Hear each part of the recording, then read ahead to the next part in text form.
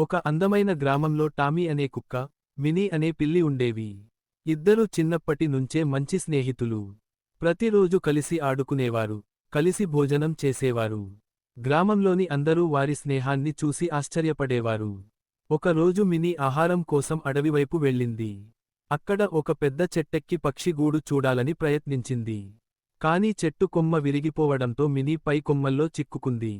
ఎంత ప్రయత్నించినా కిందకు దిగలేక భయంతో ఏడవసాగింది. మినీ అరుపులు విన్న టామీ వెంటనే అక్కడికి పరుగెత్తి వచ్చింది. పిల్లిని చూసి చాలా బాధపడింది.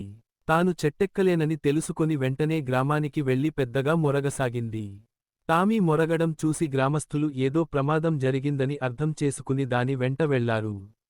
అక్కడికి వెళ్లిన గ్రామస్థులు చెట్టు మీద చిక్కుకున్న మినీని చూసి నిచ్చెన తీసుకొచ్చి జాగ్రత్తగా కిందకు దించారు.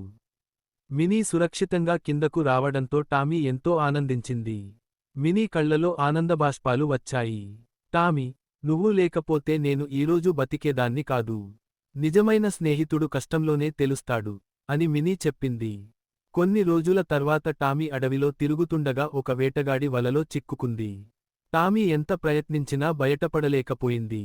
ఈ విషయానికి తెలుసుకున్న మినీ వెంటనే అక్కడికి చేరుకుని తన పదునైన పళ్లతో వలను కొరికి తెంచింది. టామీని సురక్షితంగా బయటకు తీసింది. టామీ ఎంతో సంతోషించి, ఈరోజు నువ్వు నా ప్రాణాన్ని కాపాడావు. మన స్నేహం జీవితాంతం ఇలాగే ఉంటుంది అని చెప్పింది. ఆ రోజు నుంచి టామీ, మినీ ఒకరికొకరు తోడుగా ఉంటూ, గ్రామంలోని ప్రతి జంతువుకు స్నేహం, ప్రేమ, సహాయం విలువను చూపిస్తూ ఆనందంగా జీవించాయి. నీతి: నిజమైన స్నేహం జాతి, రూపం, బలం చూడదు.